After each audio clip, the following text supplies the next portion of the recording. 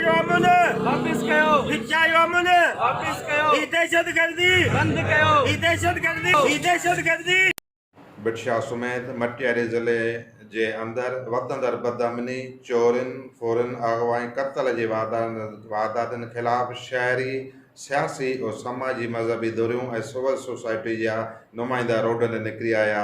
शहरनि पारां सैयद गर्दा हुसैन शाह लतीफ़ी जी अॻवानीअ में बिटशा दंबूरा चौक वटि बिटशा ऐं ज़िले मटियारी जे पुलिस खिलाफ ज़बरदस्त एहतजाजी मुज़ाहरो करे सख़्त नारेबाज़ी कई वई। इन मौक़े ते अॻवाननि सैयद गर्दा हुसैन शाह, नसीर मेमन, मौलाना असदुल्ला, फिदा हुसैन ख़ासकेली ऐं ॿियनि चयो त तव्हां जे तवसत सां ही सिंध जो आवाज़ जेका टीवी आहे मज़लूमनि जो आवाज़ आहे, उन तवसत सां पैगाम ॾियां थो ज़िले इंतिज़ामिया खे त असांजे सॼे ज़िले मटियारीअ में बदुमनी आहे। ख़ासि करे असांजे हालातेल के बिटशा जी पसगिरदाई में रोज़ाने जे बुनियादनि ते मोटरसाइकिलनि जी फुरूं, चोरियूं, गाॾी जूं फुरूं, अगवा ऐं डकैतियूं, क़त्ल, हाणे त क़त्ल ताईं पुॼी विया आहिनि। त ख़ुदा ला इन ते कुझु सोचो ऐं पुलिस खे ऐं इहो अर्ज़ु कंदुसि त महिरबानी करे ख़ुदा ला जेका तव्हांजी ड्यूटी आहे उहा कयो। फालतू में मोबाइलूं जेके आहिनि 4-4, 5-5 मोबाइलूं आवाज़ूं VVIP मूवमेंट में लॻियूं पियूं हूंदियूं आहिनि सखर खां वठी कराची ताईं, त उहो छॾण में पूरा आहियो। ख़ुदा रा इहो तवजो ॾियो, रोडनि ते राति जो माण्हुनि जो तहफ़ुज़ कयो। अवाम जो तहफ़ुज़ अवांजो फ़र्ज़ु आहे। बिटशा असां सिंध जा रहवासी ॾाढे नाज़ुक दौर मां गुज़री रहिया आहियूं।